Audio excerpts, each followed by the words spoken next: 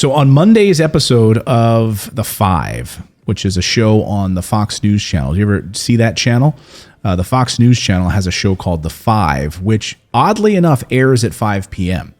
One of the co-hosts of The Five, Jesse Waters, went on a lengthy rant yesterday, basically admitting that he would like to see a challenge to Joe Biden, basically saying that, you know, we want an AOC or someone to take on Joe Biden. He came right out and admitted something, that chaos and anger is good for Fox News ratings. He said it, and here is Jesse in his own words admitting the quiet part out loud. Of their agenda. They want total control over your life.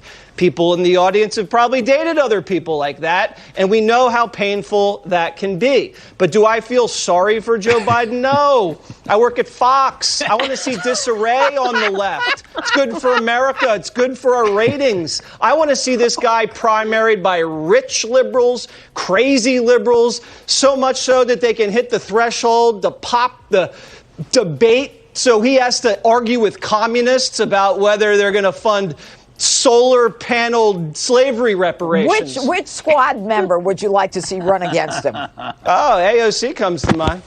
So AOC comes solar paneled slavery that's just a word salad of things they are all against. Solar paneled slavery reparations. Solar panels and slavery and no reparations. But in a camp where you put people in it and then it's run by solar panels. I don't know. But you know, I want to parse this a little bit because I think I'm glad he said this because it's the truth about mainstream media. I mean, he's admitting that Fox is like any major media company, right? CNN, it doesn't matter. They will make more money when their ratings are up if there's disarray and chaos for them to promote. Right? Yes, that's absolutely true. But let's juxtapose this story with the story we did just last week about how all major network viewership is down, right? Because of the arc of, I guess, happenstance. During the Trump administration, we all were sort of crazed media consumers. And then January 6th happened. It made us even more crazy. And then after Joe Biden was elected, we had the pandemic, so we consumed media like crazy then. So now we're kind of like, we can't take it. We can't take the piecemeal. We can't take the fact that there's no logic to anyone's reporting. We're just all turning it off, basically. And he's saying, I need another inflammatory thing to get my viewers back. Right. And that's absolutely the case. I Yes. mean, we know that like CNN's ratings went through the roof, right? When the pandemic started, right? So to keep this fear going and fear and anxiety going, right? That absolutely drives ratings. And so he's saying the quiet part out loud, which is it's good for Fox. It's good for Fox to have Biden be primaried, to have somebody like an AOC. That's why you see a number of media organizations publishing articles about Alexandria Ocasio-Cortez could go up against Chuck Schumer. I mean, they're just saying all kinds of crazy. Oprah now is going to run. Michelle Obama will primary. Michelle Obama is not going to do that. She does not want to. She said so many times. You know what I feel, and I tell me if you guys agree. I feel like if any of these news stations, whether Fox, CNN, MSNBC, whichever one of them, started doing real journalism again, like investigative, hardcore journalism, they would be the number one network. I'd love to think that you're right. I really would. Because I think people really want the truth and they don't get it. And if you actually knew that you could get it from a new, because like that's the thing, the reason they're losing ratings are people are so confused. It's like they contradict themselves all the time. It's all a bunch of drama. It's not news anymore. Yeah, but having worked in news, both of us have, it's not that logical, unfortunately.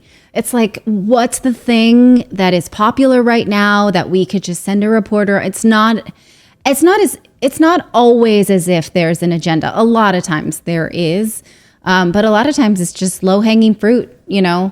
Let's cover this. Let's cover that. That's what's going on. Let's just, play the hits. I had a boss at a major news network, which will remain unnamed, who said, you know, when we go through these cycles of ratings, remember, just play the hits, is what he used to say. Just play the hits. And what did he mean? And he said when President Obama was elected and we had that month after inauguration, it was like we give him a pass for a month. Basically, it was what the edict was. Give him a pass for a month. And then we go back, you know, and you go back. But even that, they don't cover the big stories with substance, with any substance. It's all their opinion. No, I mean, like, you're not going to see a story so we covered in our newsletter, we have a daily newsletter, which is totally free. And I encourage all of you to subscribe. Again, if you just go to morninginvest.com. But one of the stories we covered today or yesterday is about the fighting in Sudan, right? And that was our top story. There are other things that we're trying to cover and give life to that the mainstream media is just ignoring because it doesn't drive ratings. It's much more of an interesting subject matter for the five, for them to do a story about how Joe Biden could be primaried by Alexandria Ocasio-Cortez because he's not liberal enough. But I just want to unpack something else that he said, which is a little bit ridiculous. Which is wildly ridiculous. Let me go back and I want to play a section of what he said here because I think it's important for him. Let's just couch this here. Let me hit play. Here we go. Painful that can be. But do I feel sorry for Joe Biden? No. I work at Fox. I want to see disarray on the left. Full control over your life. People in the audience have probably dated other people. So what he's saying is, the Democrats want to, his argument is that Democrats want to control your life. That it's the Democratic Party that wants to control your entire life. Oh, great. So then I can have birth control if I work for a Christian company. No, you can't. No, great. But I can have, if I'm raped, I'm sorry, I said the word. If you go to Hobby Lobby, you won't get birth control. Okay, but if I've been violated, I can have an abortion. No, you can't. I can't do that. No. So I love this argument that it's the Democrats that want to control your whole life. Give me a break. It's the establishment. And again, I'm sure he's aware of it. He certainly is aware of it, right? That there's no difference. There is literally zero daylight between Democrats and Republicans. You might play these cultural issues. They might talk about abortion. But at the end of the day, there's zero daylight between these two parties. And that's the great lie. They can get up there all they want and pretend it's Democrats and it's liberals and it's communists. When Republicans have expanded the size of government, more so than Democrats have, or at equal range, I would say, as Democrats have. Yeah, I would say every administration expands it more and more. It has nothing to do and Trump at all with their champion Trump, their lover Donald Trump was supposed to decrease the size of government, did not, expanded it, and also added to the swamp. So he's supposed to drain the swamp. As we're covering these stories, it feels like the American government is an anthropomorphized thing that sucks in everything around it and destroys and grows. And it's like, we can't have a civil war because that would mean that there's agency of the people, which it doesn't feel like anymore there is. What is that Marvel character? Everyone help me out here in the chat. Grim, David, who is that? Is it Dormammu from Doctor Strange, which is like the planet killer? Oh, yes, yeah. Which basically just sucks down and kills everything. Well, that's what the federal government has become because we don't even know how large the tax code is anymore, right?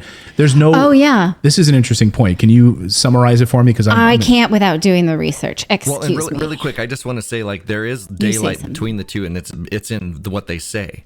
The Democrats say they're for the people, the Republicans say they're conservative, but at the end of the day, there isn't with what they do, with what they vote, and all that. So yes, with what they say, in their rhetoric. In the rhetoric. There's a lot of daylight in the rhetoric. But again, why do over 100 million Americans don't vote? Because they don't believe either of these clowns. Do they believe the people in the five? Give me a break. No, they don't watch the five. They don't watch Fox. They don't watch CNN. There's 100 million Americans out there who are said, we don't believe either of you guys. And so, yes, these guys here are going to play to the Trump narrative, right? They're going to try to play to the conservative narrative. That's their game. CNN's going to go the other way. MSNBC is going to go the other way. And there's hundreds of millions of Americans in the middle of all of that say, we don't believe either of you clowns. Yes. We need a squirrel girl. Squirrel girl. But I think... Did you find it? Yes. We used to Squirrel girl, that's right. We used to joke in a media job that I had that, we'd love to do reporting on this, but our producers would strike it down because it's too smart. And a friend of mine, an old colleague of mine said, I'm going to start a podcast called Too Smart for TV, just for all the things that I want to do that producers won't let you do because they think our viewers are too stupid and shallow to take it. And that's sort of the mandate. So we think oh, this is cool. We'll teach people about this. And no, too complicated. They won't like it. They just want to hear that polka dots are in fashion. Now, I'm encouraged by our viewers. So all of you watching this show right now, I have a graph that shows on our screen that shows the amount of people consistently watching our show at the same time, like right now watching our show in real time. And I can see this graph, and it shows that you are staying through the show, because what we're talking about are important issues that we've researched and spent the time on. And it's not a 2-minute segment where we have to go to commercial break. We don't have like, well, we got to wrap it up, we're out of time. We were spending time talking about these issues. And as I look at the graph here on YouTube, I can see it just continues to go up and it stays consistent because you're engaged. Because you're not too stupid. Because you are smart and you're not sitting there watching stupid, But this mainstream is media. what producers think of you in mainstream news. I mean, the journalists are taught to write or produce for an 8th grade education, period. No bigger than that. No more than that. You're not allowed to use big words. I think that does a disservice. That makes sense. To right. Yeah, and any newspaper article, any broadcast media, any radio should be written specifically for an 8th grade level. That is AP style. That is journalistic school 101, right? But I don't think many of our audience members stopped at the 8th grade. Most of them are very educated people. Yeah, and they're not Amish. you are, do the Amish stop at the 8th grade? Yeah, I guess they do to work. Yeah, but they also Okay. don't have TV. But they actually continue to be lifelong learners. I guess what I'm saying about our audience is that you are lifelong learners. You spend the time to learn, to research, to add different arsenals of sources to your daily news input, whether it's reading books or contextualizing sources that are separate from the mainstream media. But I mean, we can talk about this because we worked in the belly of the beast. We worked here. We worked at these organizations. And I'm telling you that this is what he's admitting right out of the gate. What drives ratings is disarray. That's how they make their money. And he's saying it, and he's admitting it, that it's good for their bottom line. And I'm glad he said it because we all know it, and now it's out there, and he's admitting what Yes. at the bottom. That's why I wanted to do this story. I think it's important.